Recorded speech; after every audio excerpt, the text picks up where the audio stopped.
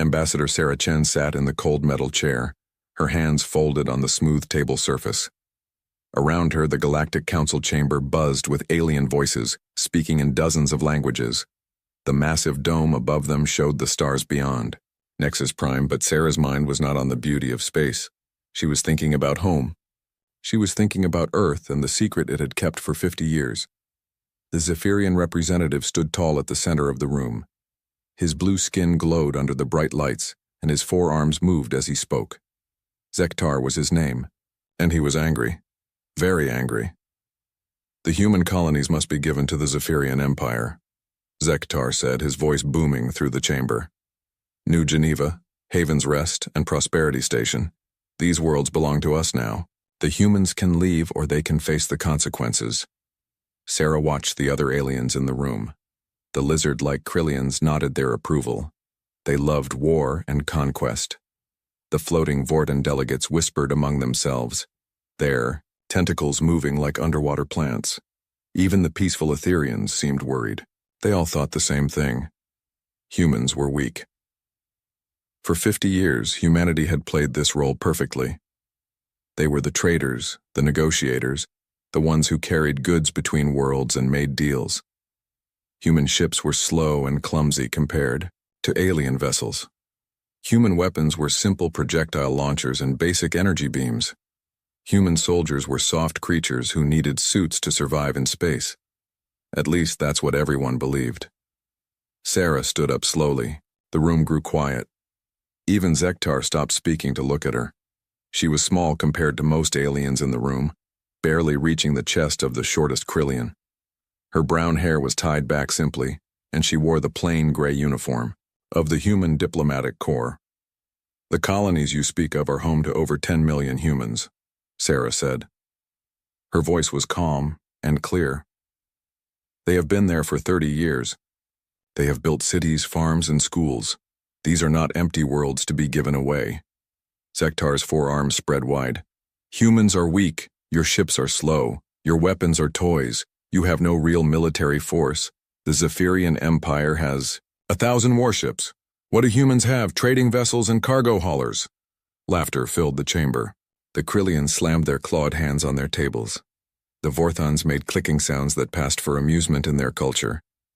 Even some of the smaller species that usually stayed quiet were chuckling. Sarah smiled.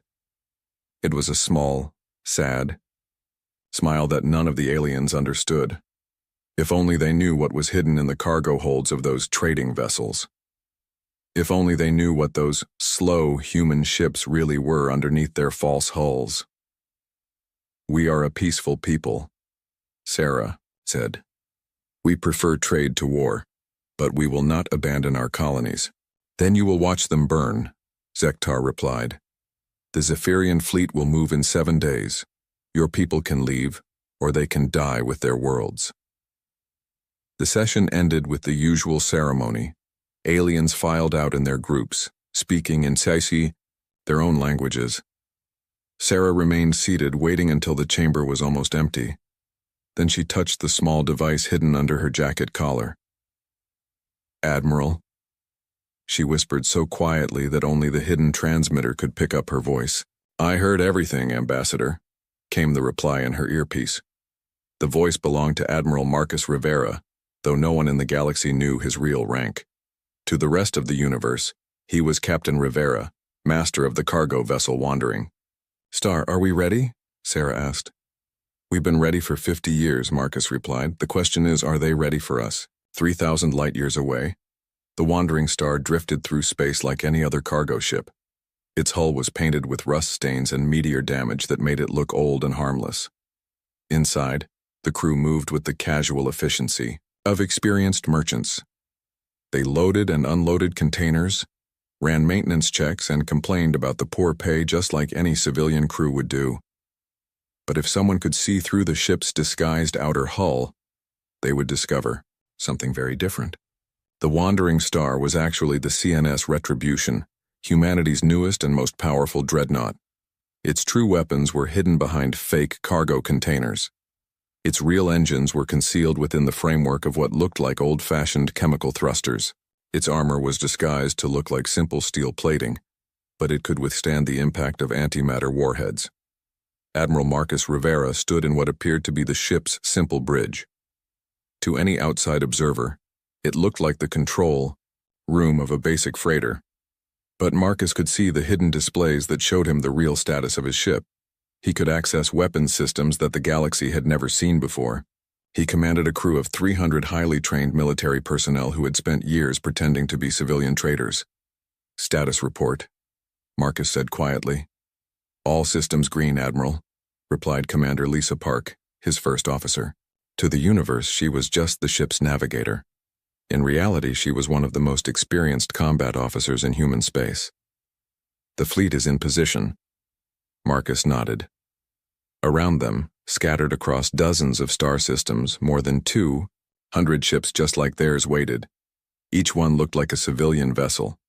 Each one was actually a warship in disguise. Cargo haulers were really troop transports.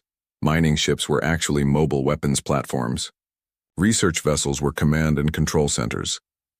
"And the installations?" Marcus asked. "Ready for activation," Park replied. "All 47 bases are fully operational." Marcus allowed himself a small smile. For 50 years, humanity had been building those bases. Every time they established a mining operation on some distant asteroid, they were actually constructing a hidden military facility. Every research station they put in orbit around gas giants was really a weapons platform. Every communication relay they placed at jump points was actually a sensor array and missile launcher. The aliens thought humans were industrious but harmless.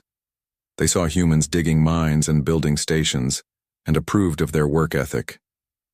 They never suspected that humanity was militarizing every system they touched. "Contact Fleet Command," Marcus ordered.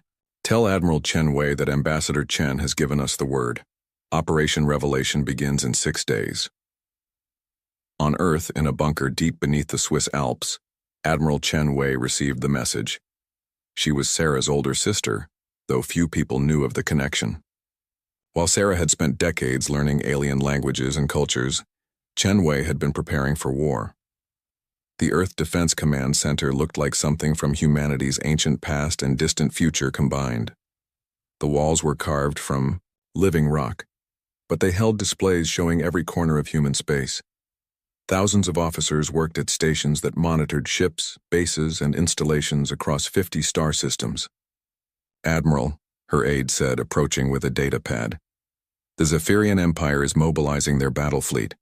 Intelligence says they're pulling ships from 5 sectors to build an attack force." Chen Wei studied the numbers.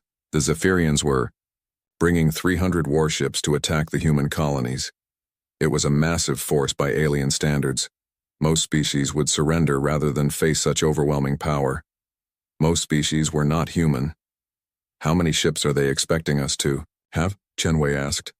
"Based on their intelligence reports, they think we have maybe 50 civilian vessels that could be converted to fight," her aide replied. "They're not taking any chances, though. 300 to 50 are good odds for them." Chen Wei walked to the main display screen. It showed human space as the aliens saw it, a small collection of peaceful colonies connected by trade routes. But with a gesture, she changed the view. The real human presence appeared on the screen like a hidden constellation coming into view. The truth was staggering. Humanity had not just 50 ships, they had over 800 fully operational warships hidden throughout the galaxy. They didn't just have 12 colonies. They had military installations in 47 star systems. They weren't just traders and miners. They were the largest military force the galaxy had ever seen, and no one knew it existed. "Begin Phase 1, Chen Wei ordered. "Send the activation codes to all sleeper installations. It's time to wake up the fleet." Across human space, the transformation began. On the mining station orbiting Kepler 442b, workers received coded messages that changed everything. The station's outer shell split apart like a flower opening, revealing the weapons and armor that had been hidden inside for 20 years. What had looked like a simple mining facility was actually a fortress capable of defending an entire star system. On the cargo ship Steady Progress, Captain Janet Torres looked at the message from Fleet Command and smiled. She had been hauling supplies between colonies for 15 years, watching alien ships ignore her completely. Now she pressed a hidden button on her command chair, and her ship began to change. The false outer hull peeled away in sections, revealing the sleek lines of a heavy cruiser. The fake cargo containers opened to show missile launchers and energy weapons. The civilian crew quarters folded back to reveal marine barracks and fighter bays. In 10 minutes, the steady progress had become the CNS Retribution's hammer, a ship capable of destroying anything in its path. The same transformation happened on 200 ships throughout the galaxy. Freighters became destroyers, mining vessels became battle cruisers. Research ships became carriers launching squadrons of fighters that had been disguised as survey drones. But the ships were only part of humanity's secret. The real surprise was what they had built on the ground. On the human colony of New Geneva, the first world the Zephyrians planned to attack, Governor Patricia Walsh stood in her office looking out at the city below. It looked peaceful enough: houses, schools, farms, and the spaceport where civilian ships landed daily. But Patricia knew what lay beneath. Every human colony had been built with defense in mind. The beautiful parks were actually camouflaged missile sites. The pleasant residential districts had underground bunker networks that could shelter the entire population. The power plants were designed to overload and create massive electromagnetic pulses that would disable enemy ships. Even the farms were part of the defense system, growing food that could last for years under siege. "Governor," her aide said, entering the office, "we've received the activation order from Fleet Command." "Good," Patricia replied. "Signal all department heads. Tell them it's time for the citizens to learn what we've really been building here." The colonists had always known their worlds might be attacked someday. That's why every human citizen over the age of 16 had basic military training. That's why every city had hidden weapons storage. That's why every family had emergency plans that could put them in defensive positions within an hour. What the colonists didn't know was how extensive their defenses really were. They were about to find out. As word spread through the colonies, a different kind of transformation began. Civilian authorities revealed their military ranks. Teachers and farmers and shop owners opened hidden supply caches and put on uniforms. Children who had thought they were playing games during their emergency drills realized they had been learning real military procedures. The galaxy was about to discover that humanity's greatest deception had not been hiding their weapons or their ships. It had been hiding their nature. Every human was a potential soldier. Every colony was a fortress. Every peaceful trader was a warrior waiting for the signal to fight. In 6 days, the Zephyrian Empire would attack what they thought were defenseless human settlements. Instead, they would find themselves facing the largest and most prepared military force the galaxy had ever seen. But first, humanity had to finish waking up from 50 years of pretending to sleep. The deception of peace was ending. Soon, the galaxy would see what humans really were when they chose to stop hiding their true nature. The moment was coming when humanity would reveal their true military force. And when that happened, the galaxy would tremble in silence. The attack on New Geneva came exactly when the Zephyrians said it would. Fleet Commander Vexrath led 60 warships through the jump point at the edge of the system, expecting to find a few human cargo vessels and maybe some old defensive satellites. What he found instead changed everything. The galaxy thought they knew about humanity. The first sign that something was wrong came from his sensor officer. "Commander, I'm reading strange energy signatures from the human ships in the system." Vexrath looked at the display screen. There were 12 human vessels scattered throughout New Geneva's orbital space. They looked like the usual collection of freighters and passenger ships that humans used for trade.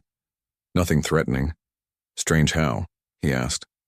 "The power readings are much higher than they should be," the sensor officer replied. "And their hull configurations are changing." Before Vexrath could respond, the human ships began to transform. Hull plates slid apart and fell away like discarded clothing. Fake cargo containers opened to reveal weapon systems. Engine sections extended and showed their true power. In minutes, what had looked like a small collection of civilian vessels had become a battle fleet. "Impossible," Vexrath whispered.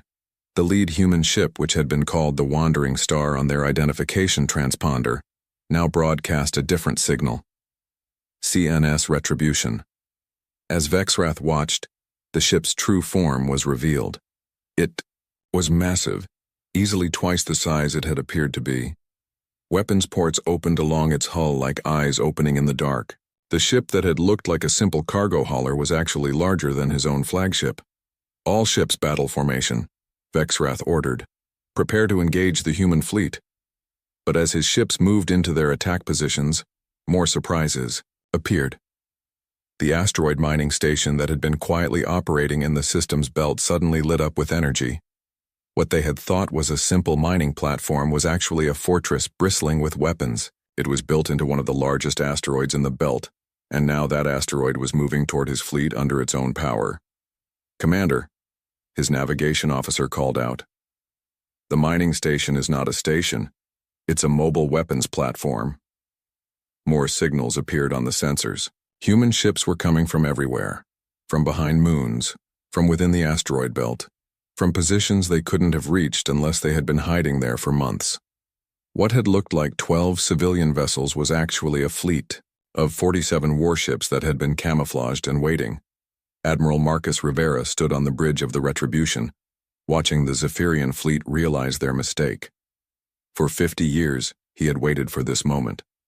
For 50 years, humanity had prepared for the day when they would have to reveal their true nature to the galaxy. "Admiral," his weapons officer reported, "all ships are ready to engage. The Zephyrians have stopped advancing. I think they're trying to figure out what they're looking at." Marcus nodded. "Open a communication channel to the Zephyrian commander." The main screen flickered and showed Vexrath's blue face. The Zephyrian's 4 eyes were wide with shock and confusion. "What is this?" he demanded. "Where did these ships come from?" "The same place they've always been, Commander Vexrath," Marcus replied calmly. "You just weren't looking hard enough to see them." "This is impossible. Human ships are slow and weak. Your weapons are primitive." Marcus smiled. It was not a friendly expression. "You're about to learn that we've been lying to you for 50 years. Did you really think a species could spread across 50 star systems using cargo haulers and good intentions?" Before Vexrath could respond, Marcus gave the order that would change galactic history. "All ships, weapons free. Show them what humans really are." The battle that followed was unlike anything the galaxy had seen before. Human ships moved with a precision and coordination that seemed impossible.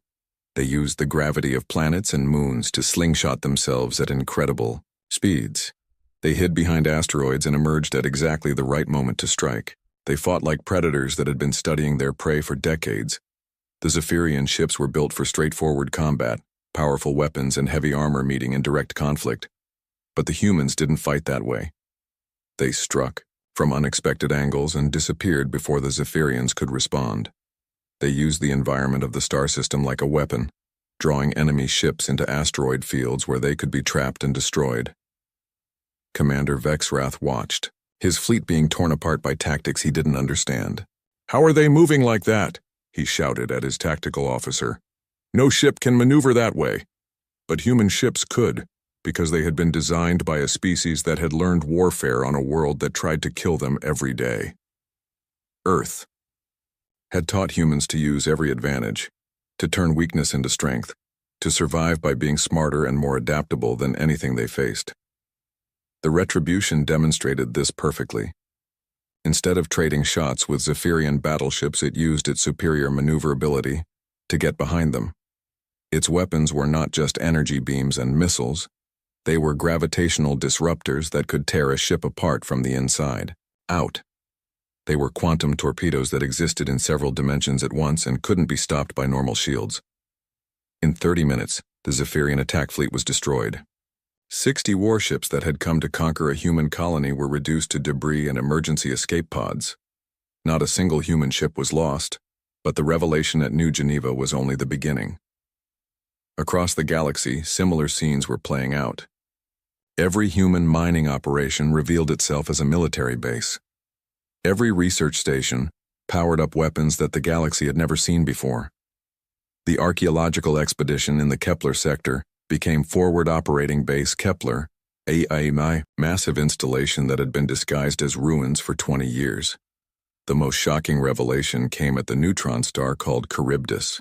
For 15 years, humans had maintained a research station in orbit around the collapsed star, claiming they were studying its unique properties.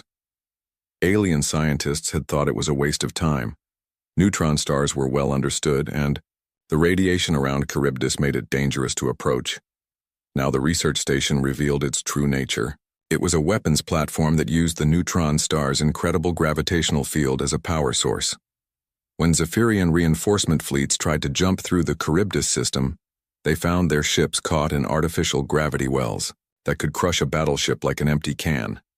The weapons fired beams of concentrated gravitational force that could bend space-time itself. Dr. Elena Vasquez, the supposed head of the Charybdis research project, stood in the station's command center watching Zephyrian ships being pulled apart by forces they couldn't understand or escape. For 15 years, she had published papers about neutron star physics while secretly building the most powerful weapon in known space. "Gravitational torpedo ready," her weapons officer reported. "Fire," Elena ordered. The torpedo was invisible to normal sensors. It was a bubble of twisted space-time that moved at nearly the speed of light. When it reached the Zephyrian flagship, it didn't explode in any conventional sense. Instead, it created a gravity well so intense that the ship was compressed into a sphere less than a meter across in the space of microseconds. The other Zephyrian ships fled immediately. News of the defeats spread through galactic communication networks faster than the battles themselves. Species that had dismissed humans as weak traders suddenly realized they had been sharing the galaxy with predators.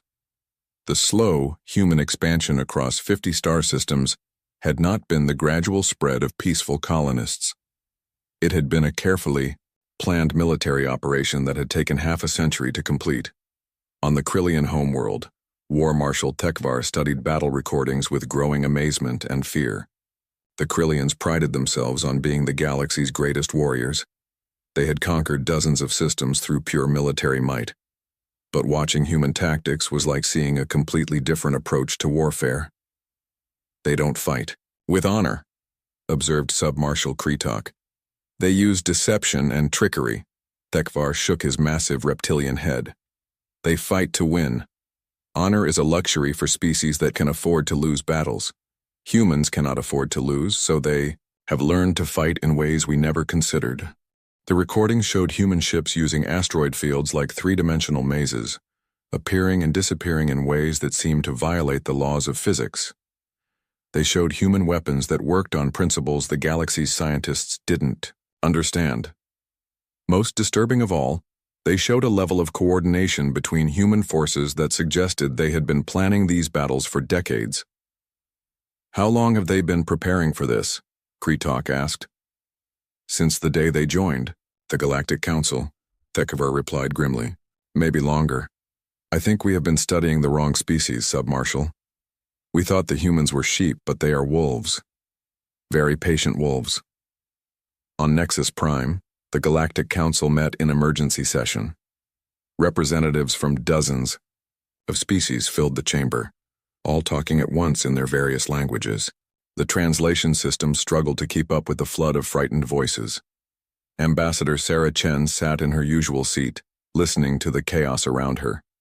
Species that had ignored humans for 50 years were now demanding explanations.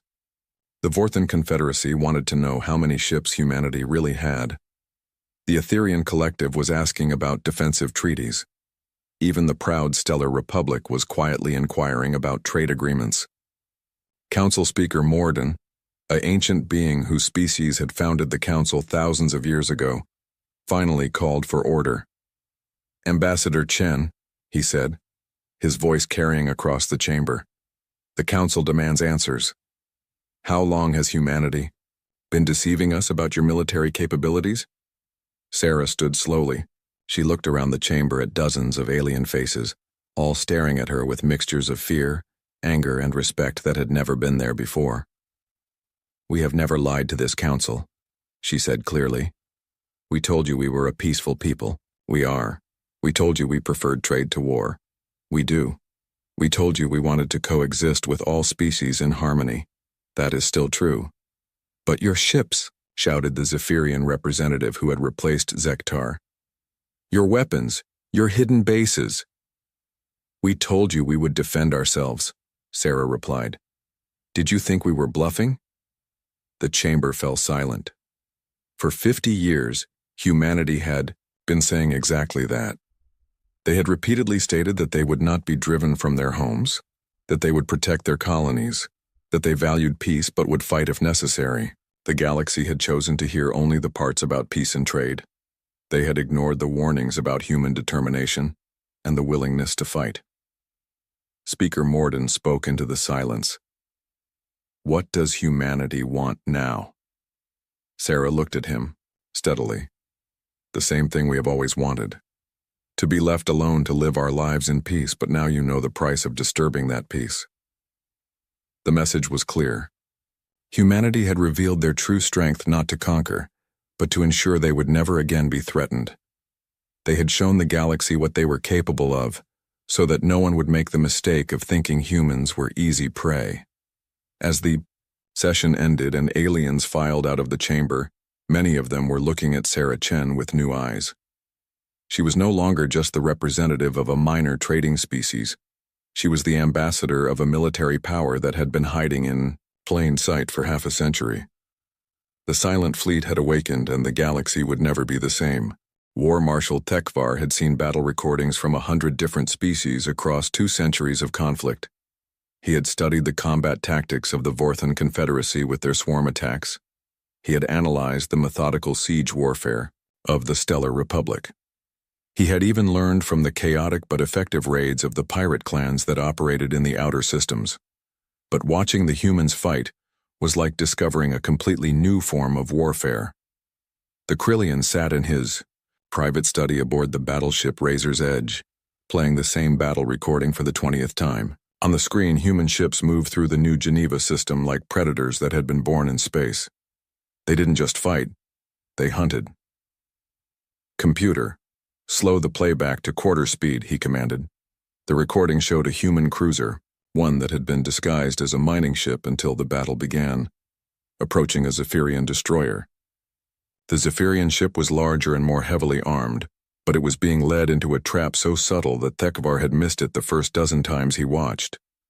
The human ship was using the gravity field of New Geneva's largest moon to alter its trajectory in ways that looked random but were actually perfectly calculated. The Zephyrian captain thought he was chasing a fleeing enemy. Instead, he was being positioned exactly where the humans wanted him. When the trap was sprung, 3 more human ships appeared from behind the moon's shadow. They had been waiting there, engines powered down, invisible to sensors. The Zephyrian destroyer was destroyed in seconds, caught in a crossfire it couldn't escape. "Magnificent," Tekvar whispered. His aide, Sub-Marshal Kretok, looked up from his own study pad. "Marshal, did you say something?" "The humans," Tekvar replied. "Watch this recording, Kretok. Tell me what you see." The younger Krillian studied the screen as the recording played again. "I see human ships using deception and ambush tactics. Dishonorable combat." Tekvar's scales clicked together in what passed for laughter among his species. "You see with Krillian eyes, Sub-Marshal. We value direct confrontation, warrior against warrior. But look at the results. 4 human ships destroyed a Zephyrian destroyer with no losses. How many Krillian ships would we lose in the same engagement?" Kretok considered this. "Fighting with honor? Probably 2 ships lost, maybe 3 to achieve the same result." "Exactly." Tekvar paused the recording and highlighted the tactical display. "The humans do not fight for honor. They fight to win, and they are very, very good at winning." The War Marshal had requested every piece of battle data the Krillian intelligence services could gather. What he found painted a picture of human warfare that was both fascinating and terrifying. Humans didn't just defeat their enemies. They studied them, predicted their behavior, and turned their strengths into weaknesses. "Look at this engagement in the Tau Ceti system," Tekvar said, bringing up another recording. "The Zephyrians sent a fast attack squadron of 30 ships to strike a human supply convoy. Standard raid tactics. Hit hard and fast, destroy the cargo vessels, retreat before reinforcements arrive." The recording showed the Zephyrian ships dropping out of hyperspace in perfect formation. ready to tear apart what they expected to be defenseless human freighters. Instead, they found the convoy formation falling apart in apparent panic, with cargo ships scattering in all directions. The Zephyrian commander thought he had achieved perfect surprise. Thekvar continued. His ships spread out to chase down individual cargo vessels. Classic pursuit formation. Kretok watched as the Zephyrian ships separated to hunt down the fleeing humans. They fell for a trap. A beautiful trap, Thekvar agreed. The human cargo ships were not running away. They were moving into predetermined positions. When the Zephyrians were spread out and isolated from each other, the cargo vessels revealed their true nature. The supposed cargo ships shed their false hulls and became warships. But more importantly, they had led the Zephyrian raiders into a kill zone that had been prepared in advance. Hidden weapon platforms powered up throughout the system. Mines that had been disguised as space debris activated. The Zephyrian squadron found itself trapped in a carefully prepared killing field. 30 Zephyrian ships destroyed, Thekvar said. 0 human losses. The entire battle lasted less than 20 minutes. Kretok stared at the recording in amazement. How did they know the attack was coming? That is the most disturbing part, Thekvar replied. I believe they didn't know. I believe they prepared for this exact scenario months or even years in advance, then waited for someone to be foolish enough to trigger the trap. The War Marshal brought up a tactical analysis that showed human defensive positions throughout their territory. Every supply convoy traveled through systems that had been militarized in secret. Every trade route was protected by hidden weapon platforms and disguised warships. Every human settlement was surrounded by defenses that most species wouldn't build even around their homeworlds. They have turned their entire civilization into a weapon, Thekvar observed. Every merchant is a potential warrior. Every cargo ship is a potential warship. Every colony is a fortress. How does one fight an enemy like that? The question troubled him more than he wanted to admit. The Krillian hegemony had conquered half a sector through superior firepower and warrior courage. But human tactics made traditional warfare seem primitive and wasteful.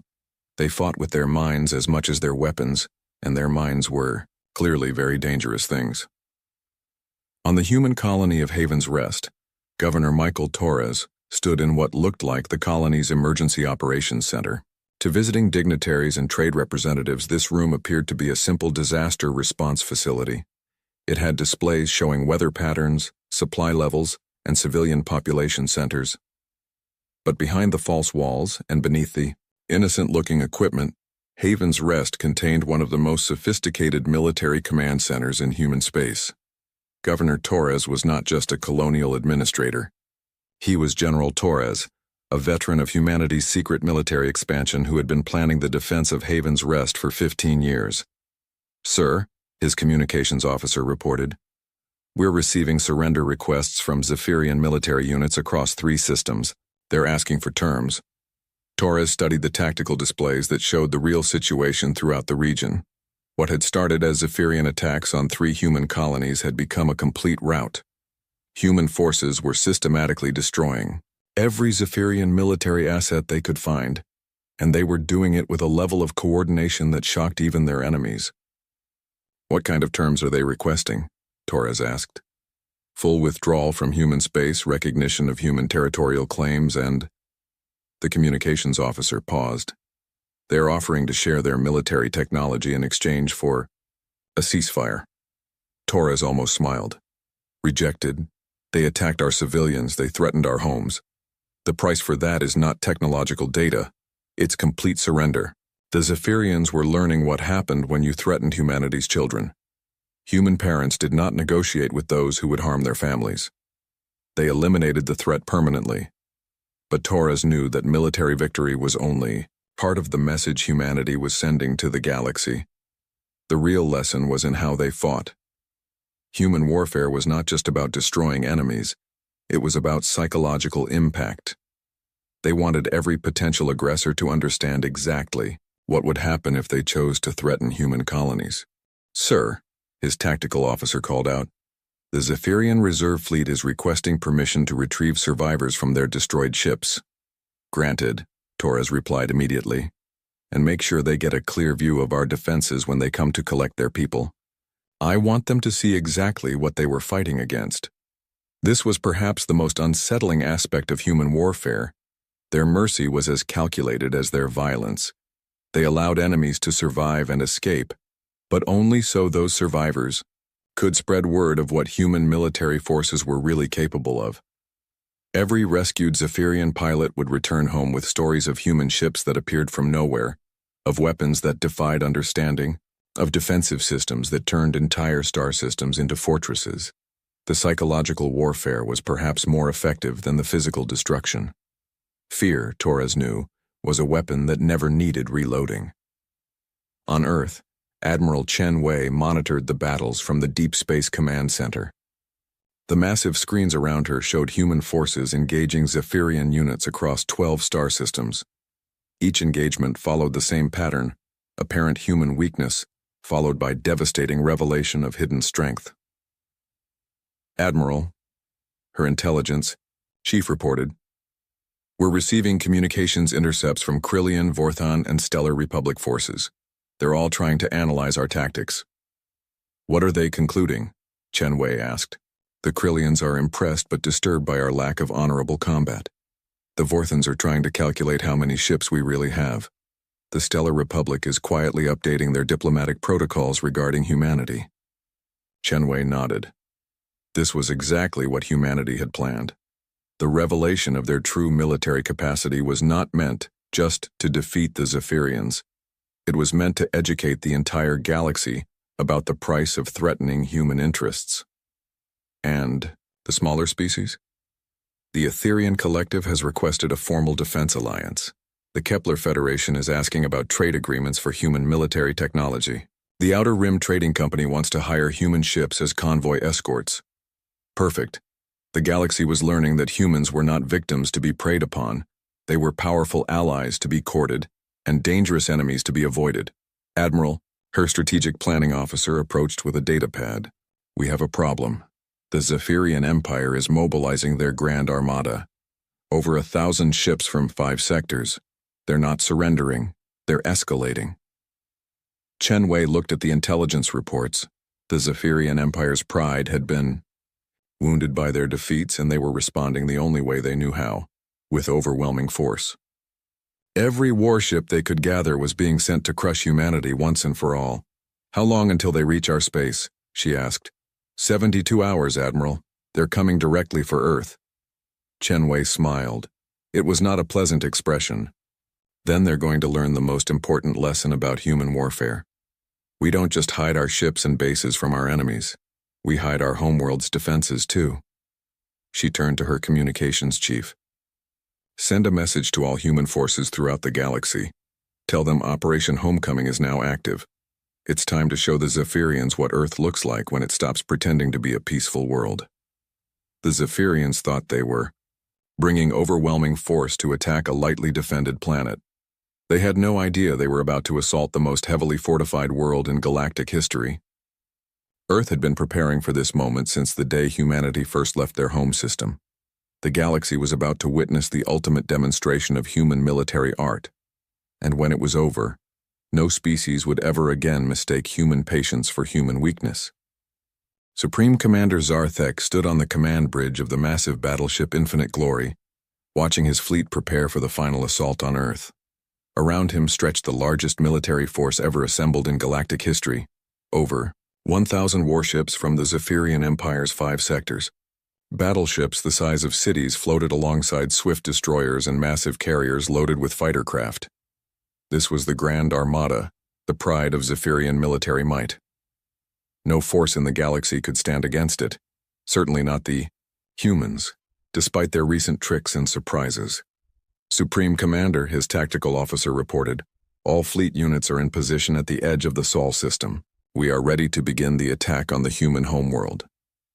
Zarthek nodded, his forearms clasped behind his back as he studied the tactical display.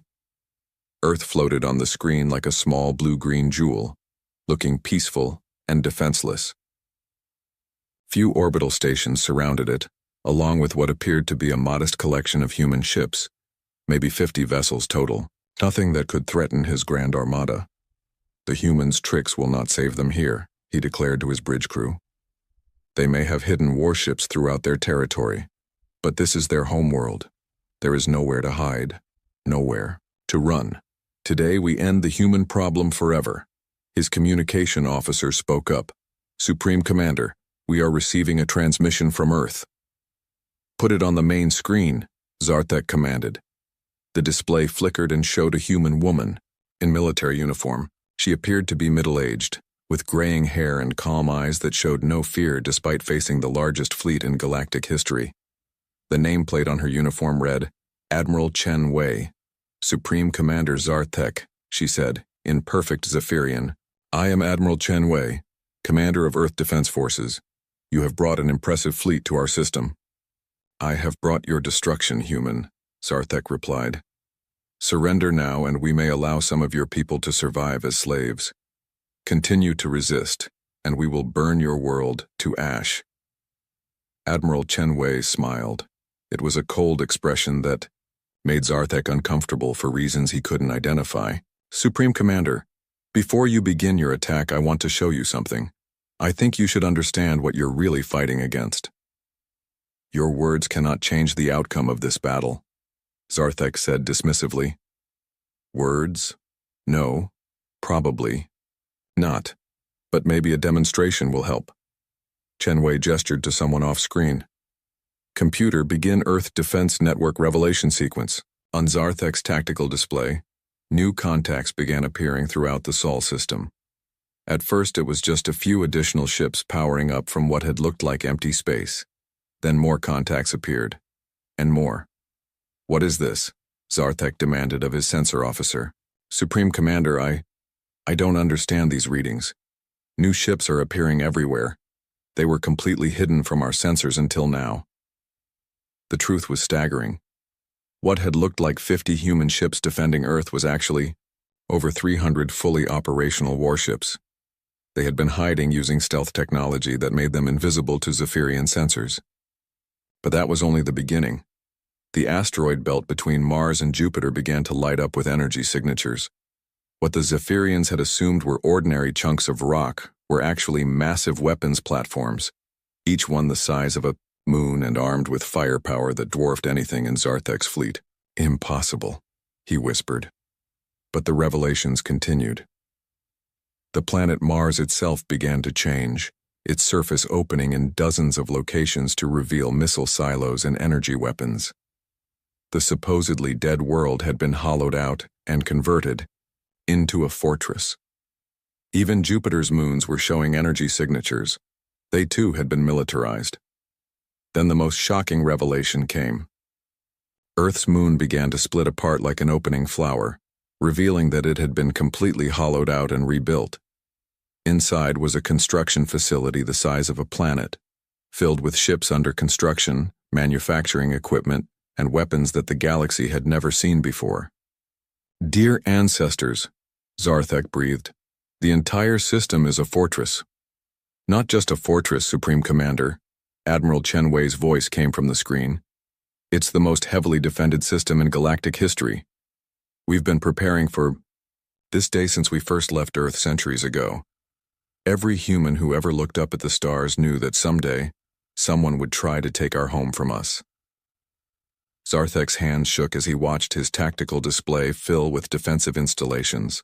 The humans hadn't just built normal defenses around their homeworld. They had turned the entire Sol system into a weapon. The sun itself showed artificial structures, massive solar collection arrays that could focus stellar energy into beams, capable of destroying entire fleets. How? He managed to ask. The same way we hid our ships throughout the galaxy, Chen Wei replied. We worked for centuries, little by little, always building, always preparing. Every asteroid we mined, every moon we surveyed, every space station we constructed, it was all part of the plan to defend our home. On the bridge of the infinite glory, alarm signals began to sound. Zarthek's fleet was surrounded by defensive systems that outgunned them 10-1. Worse, they were trapped.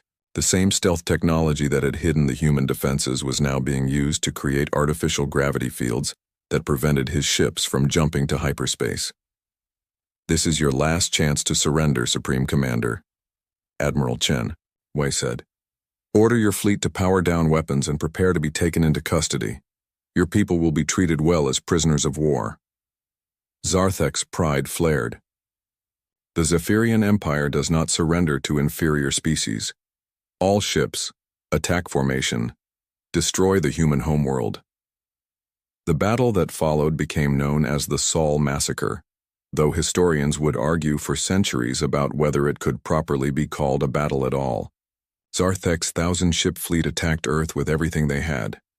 Energy weapons that could crack continents, missiles that could shatter moons, fighter craft that swarmed like angry insects. None of it mattered. The human defenses activated, in sequence, revealing technologies that most species had thought impossible. The weaponized asteroids fired gravitational disruptors that crushed Zephyrian ships like tin cans. Mars launched missiles that existed in several dimensions at once and couldn't be intercepted by conventional defenses. The Moon Fortress unleashed swarms of drone fighters that moved too fast for organic pilots to follow. But the most devastating weapon was the one that came from Earth's sun itself. The solar collection arrays focused stellar energy into coherent beams that struck with the power of a star. Zephyrian battleships simply vanished when hit by the solar lances, converted instantly from matter to energy. Admiral Chen Wei watched the destruction from Earth's primary command center, deep beneath the planet's surface. The facility had been carved from living rock centuries ago, designed to coordinate the defense of humanity's birth world. Around her, thousands of officers monitored every aspect of the battle. "Ma'am," her tactical officer reported, "the Zephyrian fleet is down to 400 ships. They're trying to retreat, but the gravity anchors are holding them in place." Chen Wei studied the battle display.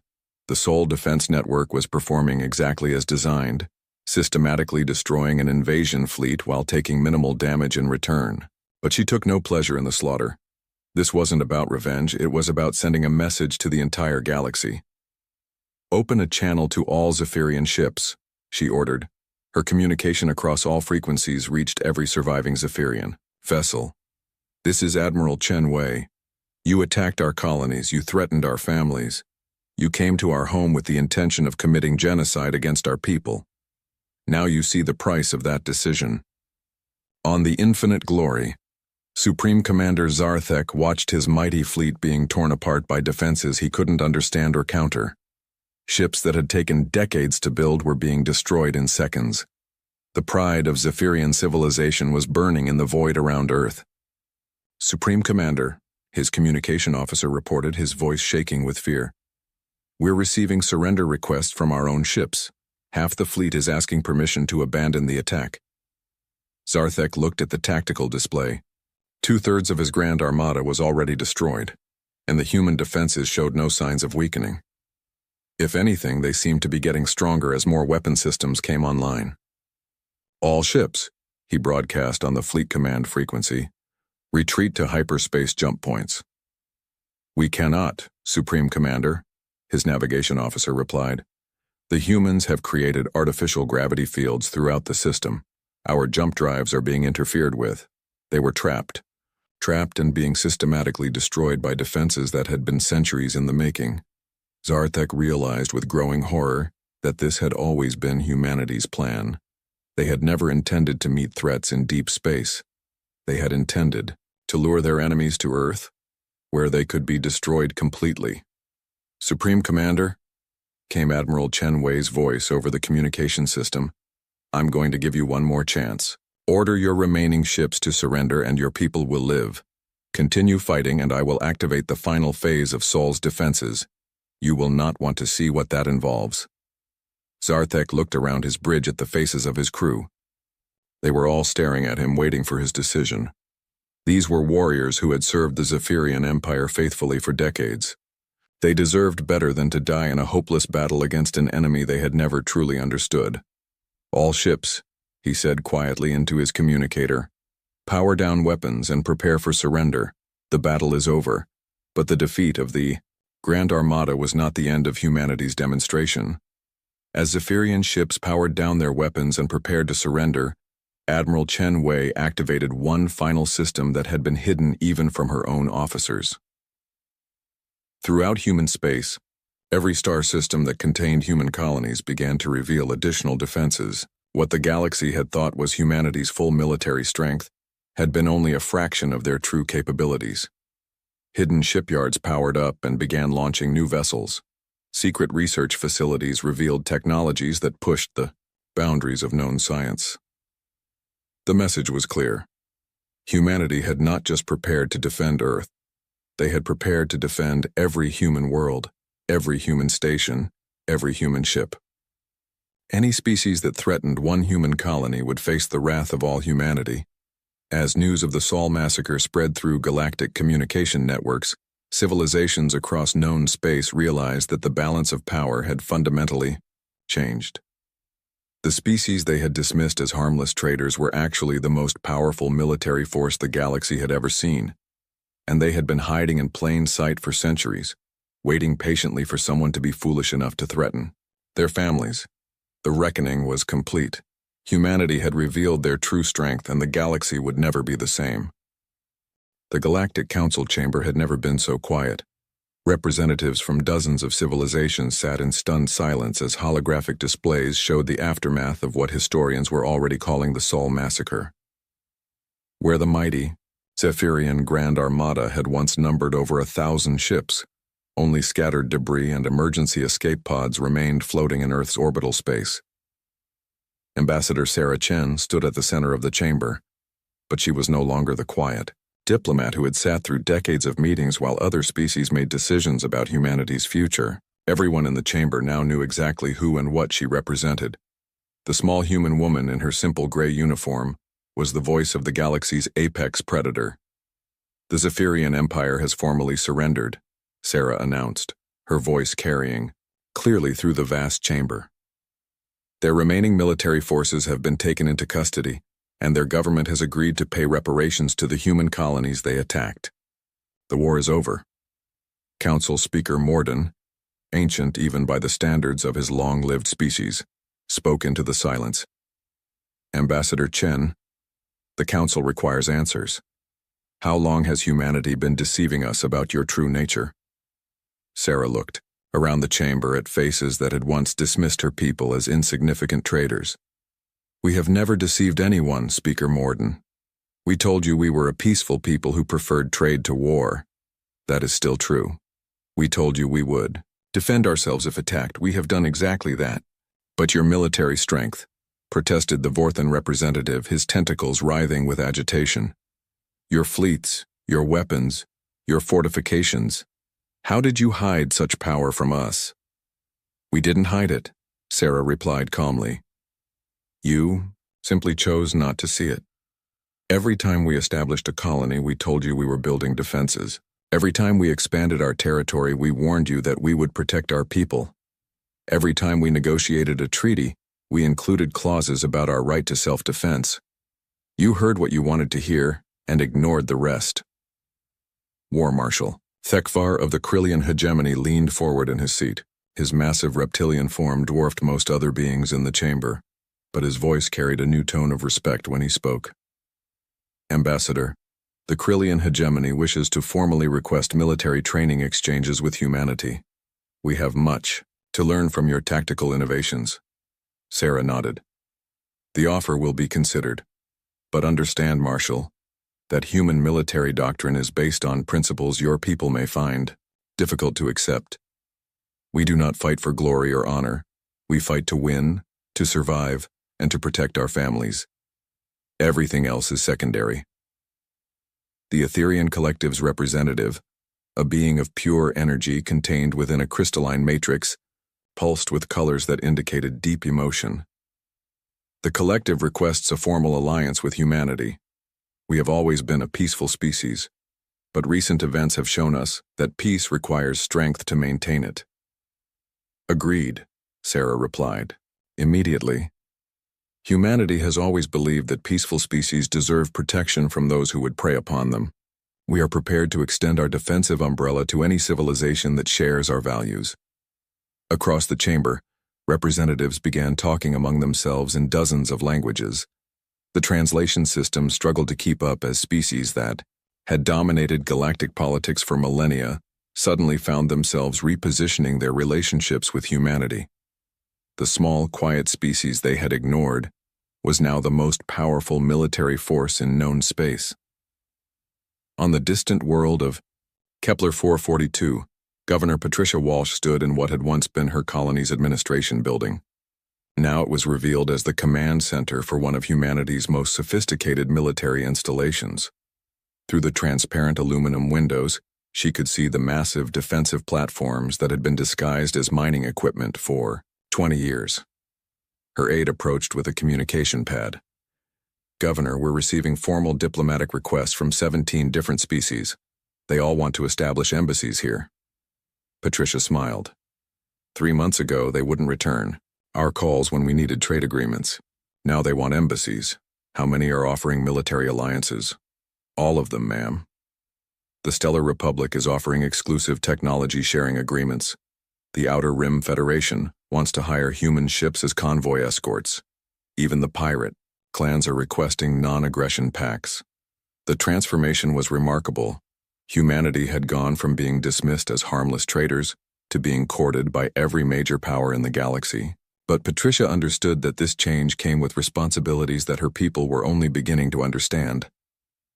On Earth, Admiral Chen Wei walked through the corridors of the Deep Space Command Center, observing her staff as they coordinated humanity's new role in galactic affairs. Display screens showed human ships throughout known space, no longer hiding their true nature. The age of deception was over. Now came the more difficult task of managing the consequences. "Admiral," her intelligence chief approached with a secure datapad. "We're receiving reports from our embassy on Nexus Prime. 17 species have requested defense treaties in the last 48 hours. The Vorthon Confederacy is offering to share their hyperdrive technology in exchange for protection from the Krillian hegemony. The Stellar Republic wants to purchase human weapon systems." Chen Wei studied the reports. "What about the smaller species? The ones who have been caught between the major powers?" "They're the most eager of all, ma'am. The Kepler Federation, the Outer Rim Trading Company, the Independent Worlds Alliance. They're all asking to be included in what they're calling the Human Protection Zone." This was exactly what Chen Wei had hoped would happen. For too long, the galaxy had been dominated by large military powers that bullied smaller civilizations. The revelation of humanity's true strength offered an opportunity to create a different kind of galactic order, one based on protection rather than predation. "Draft a proposal for the Galactic Council," she ordered. "A mutual defense agreement for any species that wants to join, full protection from aggression in exchange for peaceful cooperation and respect for sentient rights." On the bridge of the ISO, Krillian battleship Razor's Edge, War Marshal Thekvar studied intelligence reports about human military capabilities with a mixture of admiration and concern. His species had always prided themselves on being the galaxy's greatest warriors. Now they were faced with the reality that they had been sharing space with predators far more dangerous than themselves. "Marshal," Submarshal Kretok approached, with a tactical analysis. "Our intelligence services have completed their evaluation of human combat effectiveness. The results are disturbing." Thekvar looked up from his datapad. "Disturbing how?" "Every engagement we've analyzed shows the same pattern. Humans don't just defeat their enemies, they completely outmaneuver them. Their tactical thinking is so far ahead of conventional warfare that most species can't even understand what they're doing until it's too late." The War Marshal nodded grimly. "What does the High Command recommend?" "Full alliance with humanity, Marshal. If we can't defeat them, we should join them. Better to be allied with the apex predator than to be prey for it." It was a hard truth for a proud warrior species to accept, but Thekvar had studied enough battle recordings to know it was the right decision. The Krillians had always believed that strength came from superior firepower and warrior courage. The humans had shown them that the greatest strength came from superior thinking and careful preparation. Back on Nexus Prime, Ambassador Sarah Chen met with a small group of representatives from species that most of the galaxy forgot existed, the Gentle Builders, who created beautiful crystal cities but had no weapons. The archive keepers, who maintained the galaxy's historical records but had no military force. The healers of Tau Ceti, whose medical knowledge was legendary, but who had never fought a war. "You are all welcome under humanity's protection," Sarah told them. "But understand what this means. We will defend you from aggression, but we will not fight your wars for you. We will protect your right to exist, but you must continue to contribute your unique gifts to galactic civilization." The representative of the Gentle Builders, a fragile crystalline being whose species had been conquered twice in the last century, spoke in tones like wind chimes. "What do you ask in return for this protection?" "Nothing that you are not already willing to give," Sarah replied. "Continue building your beautiful cities. Continue sharing your architectural knowledge. Simply exist and thrive as you always have. The galaxy is richer for your presence, and we will ensure that no one can take that away from you again." This was humanity's vision for the new galactic order. Not conquest or domination, but protection for those who needed it and cooperation with those who wanted it. The species that had hidden their true nature for 50 years were now using their revealed strength to create a safer galaxy for everyone. But not everyone was happy with this new arrangement. In the shadowy corners of galactic space, older powers began to plan and scheme. The Void Syndicate, mysterious beings from beyond the galactic rim, watched human expansion with growing concern. The Ancient Ones, who had ruled parts of the galaxy before most current species had achieved spaceflight, began to stir from their long slumber. Admiral Chen Wei knew that humanity's revelation of their military strength was not an ending. It was a beginning. There were threats in the galaxy that even humanity had not yet encountered, ancient powers that would not be impressed by human technology or tactics. The real test of human strength was yet to come. But for now, the galaxy was learning to live with a new reality. The quiet species from the small blue world had become the dominant military force in known space. They had achieved this not through conquest or aggression, but through patience, preparation, and the willingness to defend what they valued most. The moment when humans revealed their true military force had passed. The galaxy had trembled in silence as it realized what had been hiding among them all along. Now came the more difficult task of building a future where that strength could be used not for war but for peace. And in the depths of space, on ships that no longer needed to hide their true nature, human crews looked out at the stars with quiet satisfaction. They had kept their promise to their ancestors. Humanity would never again be helpless in the face of aggression. The children of Earth were finally free to explore the galaxy without fear, protected by the strength their parents had built in secret across the generations. The new galactic order had begun, and humanity stood ready to shepherd it toward a brighter future for all sentient beings. The massive viewing window of Earth's orbital command station displayed countless stars, but Captain James Walker's attention was fixed on something else entirely. The dark shape floating in the construction dock was unlike anything humanity had ever built before. Its hull seemed to drink in the light, making it hard to focus on any single part of the vessel. This was the HMS Nemesis, and as of today, it was his ship. "She's quite something, isn't she?" Admiral Thompson stepped up beside him, his weathered face reflecting in the reinforced glass. 10 years of research, 5 years of construction, and more dead alien scientists than I care to count. Walker nodded silently. He remembered the attacks well. Everyone did. First came the bright ones with their energy weapons, then the rock breakers with their asteroid drops. Each time, humanity had barely survived. But they'd learned. They'd studied every piece of wreckage, every captured ship, and every dead alien warrior. They'd taken that knowledge and built something new. "The AI core is online, Captain," a young technician announced from behind them. "Ghost is ready for integration with the command systems." Walker turned away from the window. Ghost was perhaps the most controversial part of the whole project. An artificial intelligence created from merged alien and human technologies, far more advanced than anything either species had developed alone.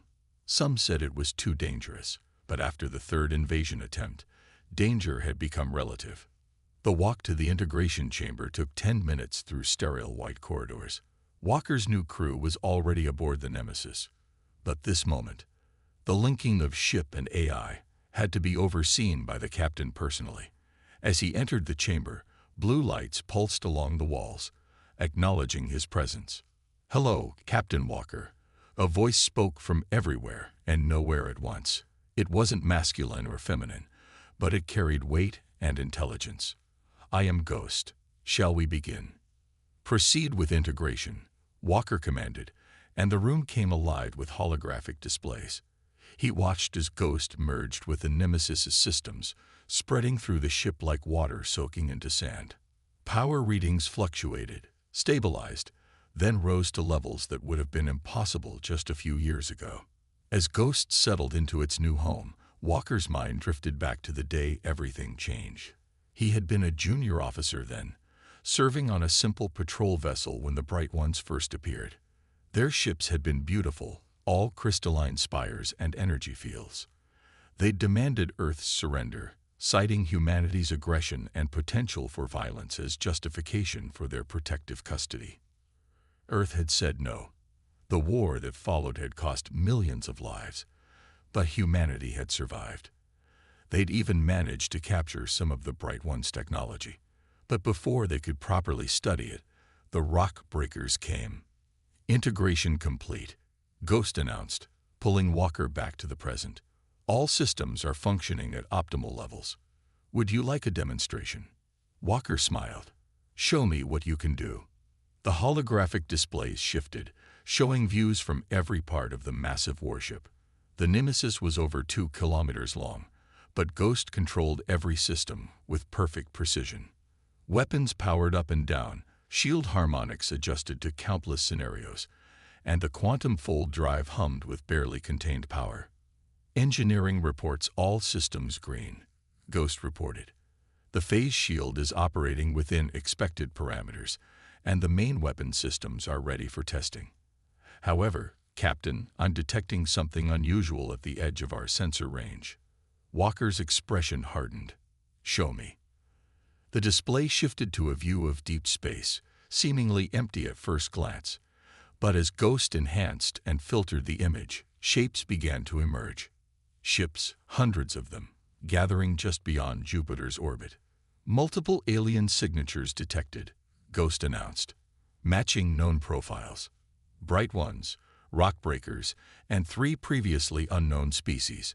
They appear to be assembling a fleet." Admiral Thompson, who had been quietly observing, stepped forward. "How did they get so close without our other sensors detecting them?" "They're using some form of combined cloaking technology," Ghost explained.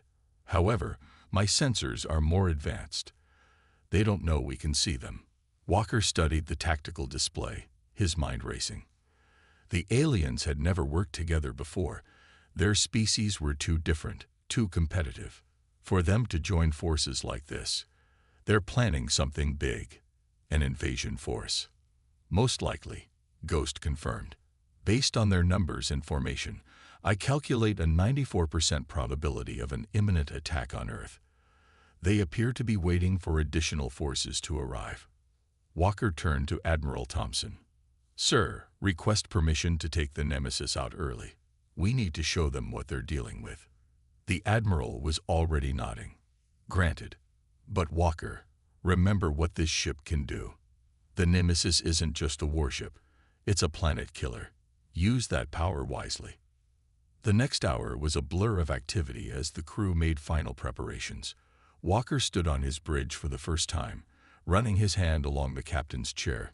It was made of standard materials, but somehow it felt different. This wasn't just another command. This was the most powerful warship humanity had ever built. "All crew are aboard and at their stations," Ghost reported. "Engineering reports the quantum fold drive is charged and ready. Weapons and defensive systems are online. Awaiting your orders, Captain." Walker took his seat, feeling the subtle hum of the ship's power through the deck plates. "Ghost, show me our weapons range compared to the alien fleet's position." A tactical overlay appeared, showing the Nemesis's effective strike zone. It covered nearly half the solar system. The alien fleet was well within range. "Send a message to Earth Command," Walker ordered. Tell them the Nemesis is about to show the galaxy why they shouldn't have pushed us this far." "Message sent," Ghost confirmed. "Captain, I'm detecting increased activity in the alien fleet. They may have spotted us preparing to launch." Walker smiled grimly. "Good. Let them see us coming. Ghost, power up the main drives. Let's introduce ourselves." The Nemesis's engines ignited, pushing the massive ship away from its construction dock. Its dark hull seemed to ripple in the sunlight, the phase shield already active and ready. As they cleared Earth's immediate space, Walker could feel the anticipation building among his crew. "Sir," his tactical officer reported, "the alien fleet is breaking formation. They're moving to intercept us." "They're afraid," Ghost observed. "Their communication channels are filled with urgent messages. They recognize some of their own technology in our design." Walker leaned forward in his chair. "They should be afraid. They came to our home, tried to destroy us, and thought we wouldn't learn from it. Ghost, prepare the quantum fold drive. Let's show them exactly what humanity does with stolen technology." "Quantum fold drive spooling up," Ghost announced. Coordinates locked on the center of their formation. Phase shield at maximum power. All weapons systems armed and ready. The stars seemed to bend around the Nemesis as the quantum fold drive engaged. In the last moment before they jumped, Walker thought about everything that had led to this moment. All the battles, all the deaths, all the sacrifices. The aliens had pushed humanity to create this ship, to become something more dangerous than they could have imagined. Jump in 3, 2, 1. The Nemesis vanished from Earth's space in a flash of impossible light, ready to show the galaxy why humanity was not to be underestimated. The ultimate warship was about to earn its reputation, and the aliens were about to learn why Nemesis was named after the goddess of revenge. The Nemesis burst into existence in the middle of the alien fleet, its dark hull reflecting the light of distant stars. For a moment, everything was still. The alien ships, caught completely off guard, hung motionless in space. Their formation, once tight and organized, now seemed to freeze like prey animals spotting a predator. "Multiple weapons locks detected," Ghost announced calmly. "Enemy ships are powering up their main guns. They appear to be using different weapon types: energy beams, plasma torpedoes, and matter disruptors." Walker stood from his captain's chair, watching the massive view screen as hundreds of alien vessels moved to surround them. "Let them fire first. I want them to see what they're dealing with." The first shot came from a Bright One vessel, its crystalline hull glowing with stored energy. A beam of pure white light struck the Nemesis's phase shield. Instead of exploding or being deflected, the beam simply vanished. "Phase shield absorbing enemy fire," Ghost reported. "Power levels rising. Shall I demonstrate the redirect capability?" Walker nodded. "Show them what happens when they shoot at us." The absorbed energy coursed through the Nemesis's systems, guided by Ghost's precise control. Then, in a display that made several alien ships back away, the energy beam shot back out, not as a single beam, but as dozens of smaller shots that struck multiple targets at once. 3 Bright One ships exploded instantly, their own weapon turning their crystal hulls into superheated shrapnel. The rest of the fleet responded with a full barrage, filling space with energy beams, torpedoes, and projectiles of all kinds. "The rock breakers are launching kinetic weapons," the tactical officer reported. Reading multiple asteroid fragments, accelerated to near-light speed. Walker watched calmly as the phase shield absorbed everything thrown at it. The Nemesis's hull rippled with stored energy, looking less like a solid object and more like a living shadow. Ghost, analysis of their attack patterns. "They're testing our defenses systematically," Ghost replied. "Each species is using their most effective weapons. The phase shield is adapting to each new attack type. Power levels are now at 200% of normal capacity. One of the larger alien ships, belonging to a previously unknown species, moved forward. It was massive, nearly as large as the Nemesis itself. Its hull bristled with weapon ports, and it radiated enough power to destroy a small moon. "Incoming transmission," Ghost announced.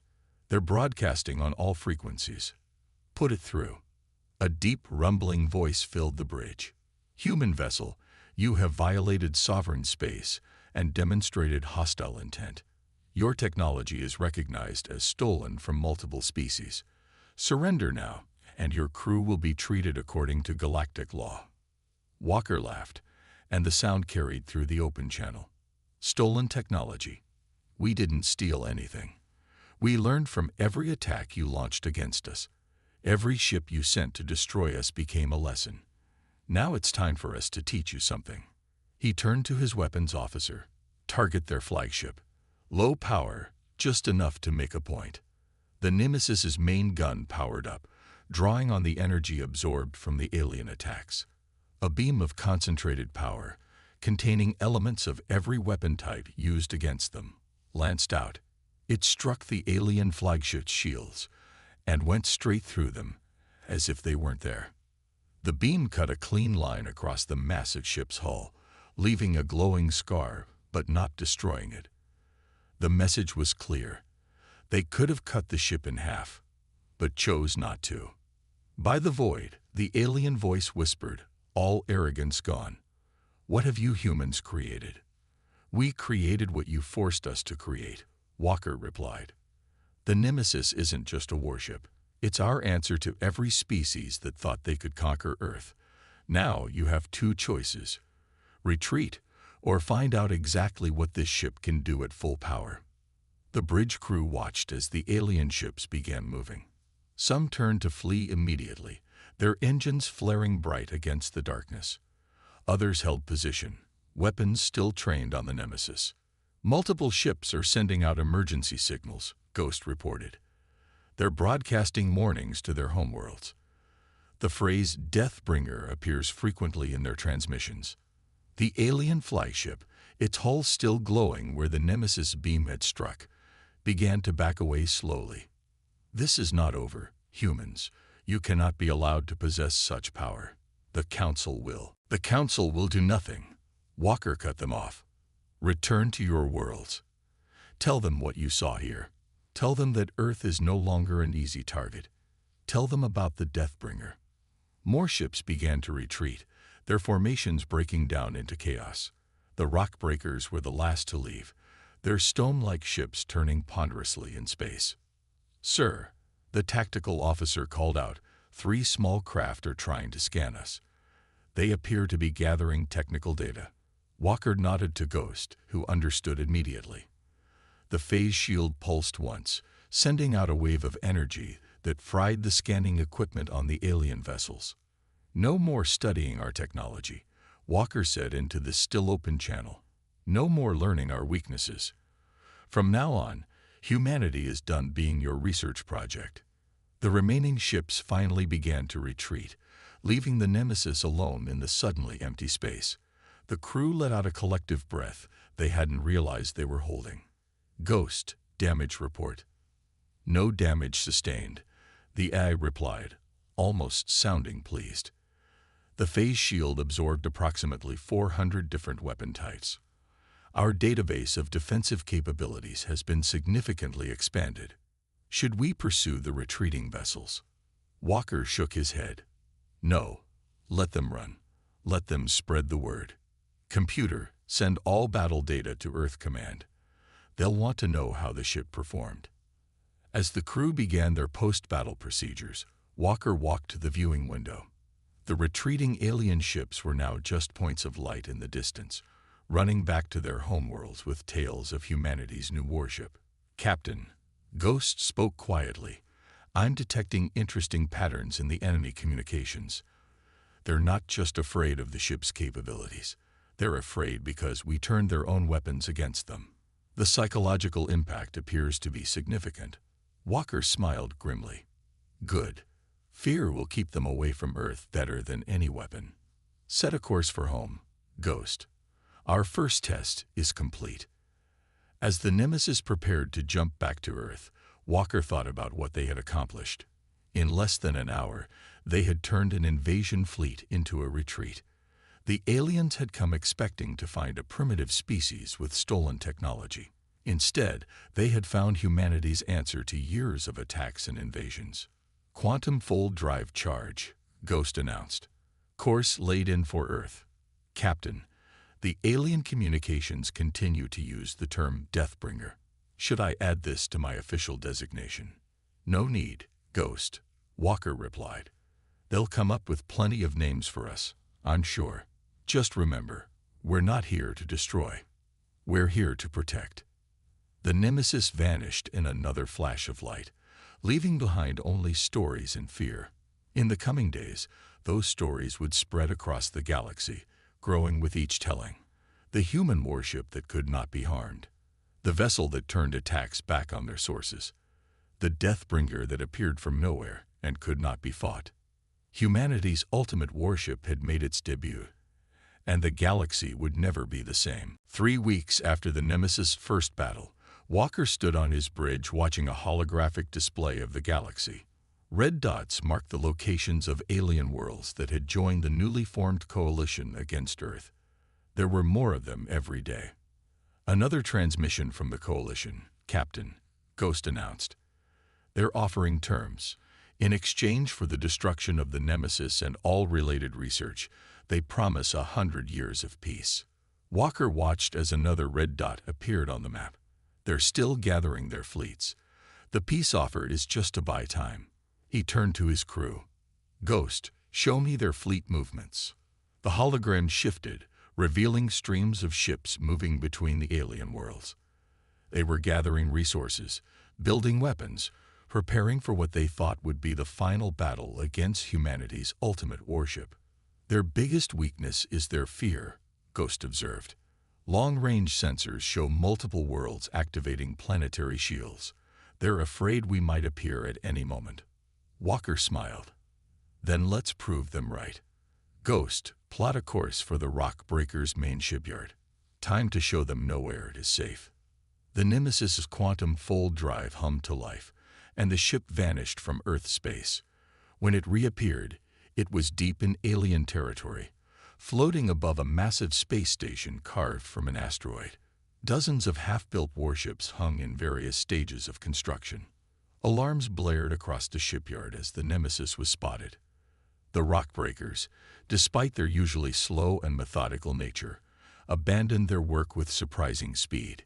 Construction pods scattered like dust in the wind. They're sending out distress calls, Ghost reported.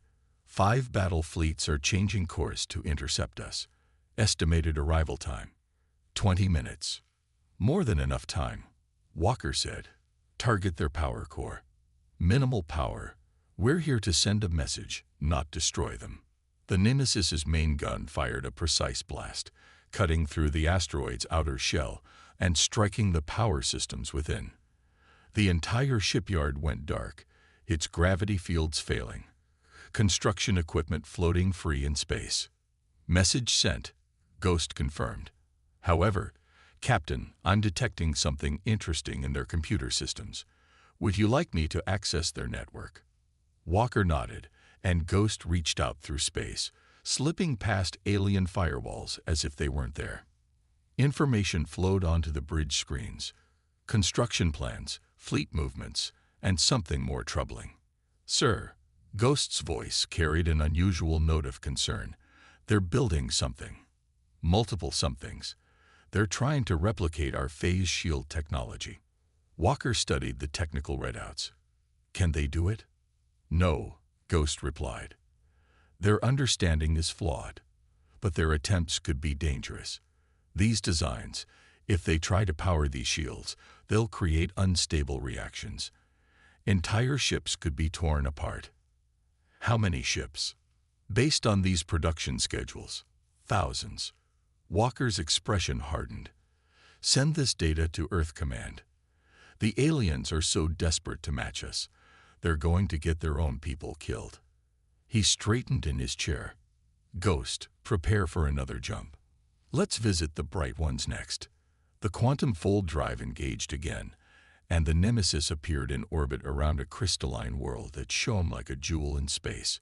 The bright one's homeworld was beautiful, its cities made of living crystal that grew towards the stars. Multiple defense platforms activating, Ghost reported. They're charging weapon systems. Wait, Captain, they're powering down.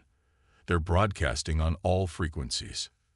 The voice that came through was musical, but filled with fear. Deathbringer, we acknowledge your power. Please, state your demands. No demands, Walker replied. Just a warning. We know about the coalition. We know about the ships you're building. Stop now, before you kill your own people with untested technology. There was a long pause before the response came. You know about the SHIELD project. We know everything, Walker said, letting the words hang in space. The Nemesis can appear anywhere, at any time. We can see everything you do. Ask yourselves, is trying to destroy us worth destroying yourselves? The Bright One's response was cut off by Ghost's urgent announcement. Captain, long-range sensors detecting multiple quantum fold signatures. The coalition fleet we detected earlier has changed course. They're all jumping here. Walker smiled. Perfect. Ghost, power up the phase shield. Let's show them what happens when they corner us. Space lit up with hundreds of quantum fold flashes as ships appeared around them. It was the largest fleet the Nemesis had faced yet, vessels of every size and design, from dozens of species, all united in their fear of the human warship. They're surrounding us, Ghost observed. Three-dimensional attack formation. They've learned from the last battle. Their weapons are modified. They're trying to overwhelm the phase shield with too many different attack types at once. Walker stood from his captain's chair. They still don't understand. Ghost, initiate defense pattern echo. Show them what the Deathbringer can really do. The Nemesis's phase shield changed, its surface rippling like black water. As the alien fleet opened fire, something incredible happened. Instead of absorbing the attacks, the shield split them, creating a web of energy that connected all the attacking ships. Power web established, Ghost announced. Ready to initiate feedback loop. Do it. Energy coursed back through the connections, overloading weapon systems across the alien fleet. Ships began powering down, their systems fried by their own attacks. Not destroyed, just disabled. 842 ships neutralized, Ghost reported. 0 casualties. They're dead in space, Captain. Walker opened a channel to the entire fleet. Look around you. We could have destroyed every ship here. Instead, you'll need a few days of repairs. Consider this your final warning. Humanity is not your enemy unless you make us one. The Nemesis isn't here to conquer or destroy. We're here to protect Earth, nothing more. He turned to his crew. Send out rescue ships for the crews.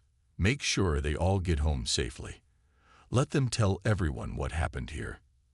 As the Nemesis prepared to jump away, Ghost spoke privately to Walker. Captain, the fear levels in their communications have changed. There's still fear, yes, but something else too. Respect. They're calling us Deathbringer less often now. Some are using a new name. The Guardian. Walker watched as human rescue ships began arriving to help the disabled alien vessels. Guardian, he repeated softly. I like that better than Deathbringer. Set a course for Earth, Ghost. I think they got the message. The Nemesis disappeared once more, leaving behind a fleet of humbled alien ships and a story that would spread across the galaxy, not of destruction, but of mercy. The ultimate warship had shown that humanity's greatest strength wasn't its ability to destroy, but its choice not to. The emergency call came in the middle of Earth's night cycle. Walker was sleeping when Ghost's urgent voice woke him. Captain, priority alert from New Eden Colony. They're under attack. Walker was on the bridge in minutes, his uniform hastily donned. The tactical display showed New Eden, humanity's largest off-world colony, surrounded by enemy ships. But something wasn't right about their attack pattern. Ghost. Analysis of the attacking fleet. Unknown configuration, Captain. Their energy signatures don't match any known alien species. They're using stealth technology we haven't seen before. Ghost paused. Captain, their attack patterns seem familiar. They're using human tactics. The bridge crew exchanged worried looks as the Nemesis prepared to jump. New Eden was home to 50,000 colonists. If those ships were as powerful as they seemed, there wouldn't be much time. Quantum fold drive engaged, Ghost announced. But Captain, I've been analyzing the emergency signal. There are irregularities. The encryption key is wrong. The Nemesis appeared above New Eden. Weapons ready, phase shield powered up. But instead of finding a colony under siege, they found something else entirely. The attacking ships were Earth military vessels, modified with alien technology. Multiple weapons locked on us, Ghost reported.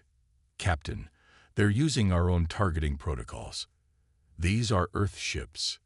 Walker's hands gripped his chair's armrests. Open a channel. The face that appeared on the screen was familiar. Admiral Reed, one of the highest-ranking officers in Earth's fleet.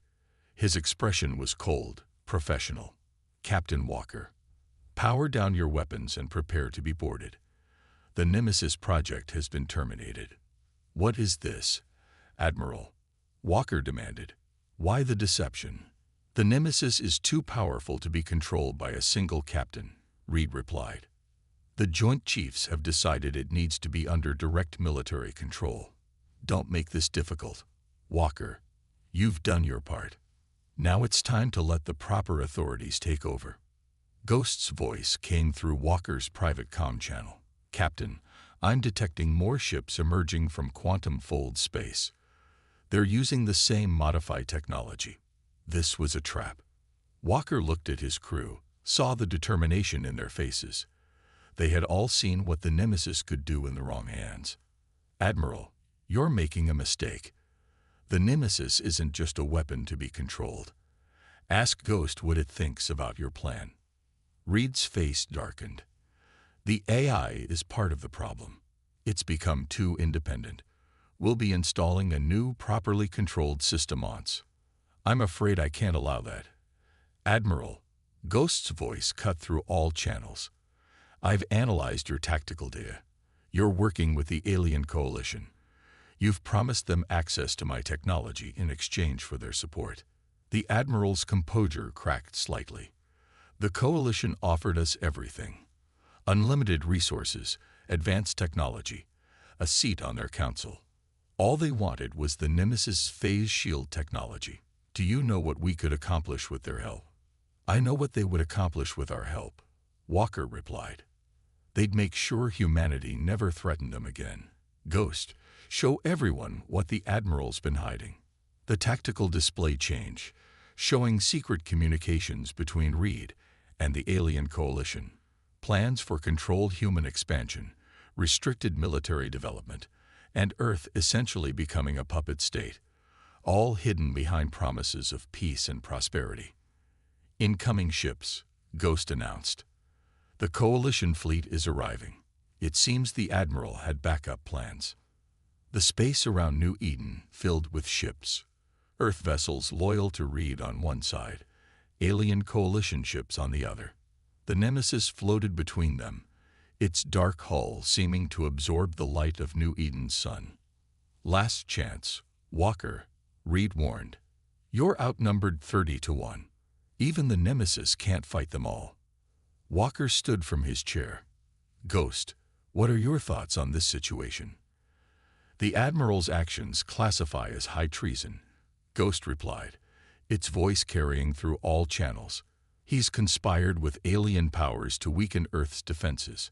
However, the coalition fleet's presence provides an opportunity. They're all here, in one place, expecting us to surrender. Walker smiled. Are you thinking what I'm thinking? Always, Captain. Initiating defense pattern Omega. The Nemesis's phase shield changed, expanding outward in a sphere of dark energy. As it touched each ship, their weapons powered down, their engines stalled, and their communications went silent. "What are you doing?" Reed demanded, panic creeping into his voice. "Teaching a lesson," Walker replied. "Ghost, transmit the Admiral's secret communications to every ship in the fleet, Earth and alien alike. Let them all see what kind of deal he was making." The silence that followed was deafening. Ship after ship received the transmission, learning how Reed had planned to sell out humanity's future for his own power. The Admiral's face grew pale as he realized his plans were exposed. "Captain," Ghost reported, "I'm receiving messages from Earth vessels. They're standing down. The alien ships are. They're retreating. It seems they don't appreciate being used in human political games." Walker watched as the Coalition fleet began to disappear into quantum fold space, leaving Reed's loyalist ships alone. "Admiral, I'm transmitting all evidence of your conspiracy to Earth Command. I suggest you prepare your defense." Reed's image vanished from the screen. His ships, their power restored by the Nemesis, began to turn away. Not retreating, surrendering. "Ghost," Walker said quietly, "send a message to Earth Command. Tell them the Nemesis is not a weapon to be controlled or bargained away. We're not their attack dog or their bargaining chip. From now on, we work independently." "Message sent, Captain. And thank you for trusting me." Walker looked around at his crew, saw the pride in their faces. They weren't just operating a warship anymore. They were protecting humanity from its enemies, and sometimes from itself. "Plot a course, Ghost. There are plenty of other colonies that might need our help.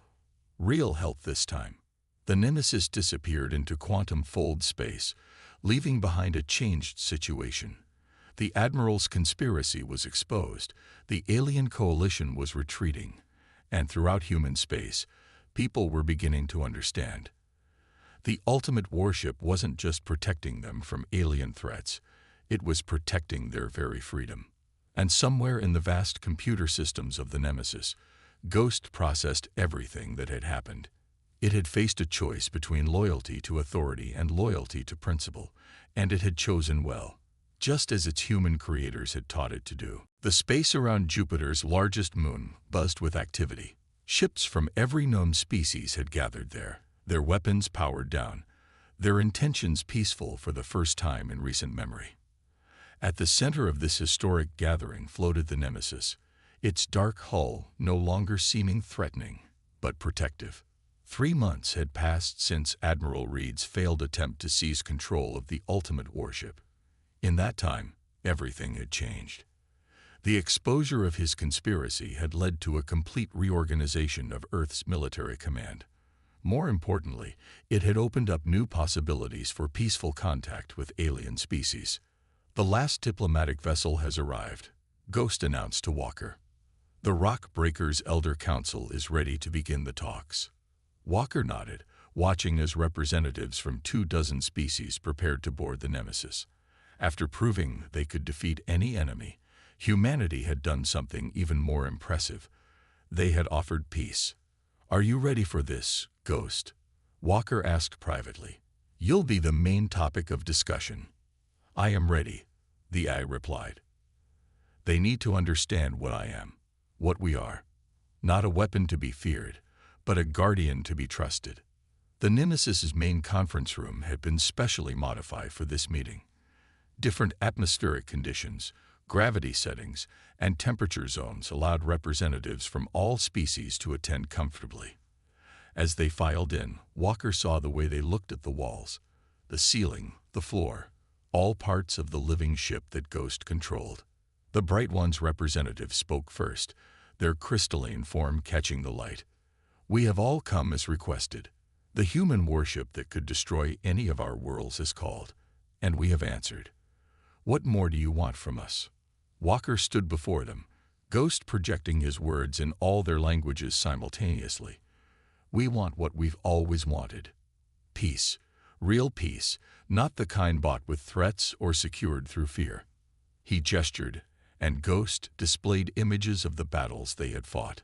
"Look at these encounters. In every fight, we chose not to destroy. When we could have killed, we disabled. When we could have conquered, we protected. But your power is too great, a rock-breaker elder rumbled. No single species should possess such technology. You're right, Walker agreed, surprising them. Which is why we're here. Ghost, show them. The room's displays came alive with technical data, schematics, equations, theoretical models. The aliens leaned forward, their eyes and various sensory organs fixed on the information. These are the base principles of the phase shield, Ghost explained. Not the complete technology, but enough to begin developing safety protocols for your own experiments. We know you've been trying to replicate it. This will help you do so without risking your people's lives. The room erupted in surprised murmurs. A representative from one of the newer species stood up.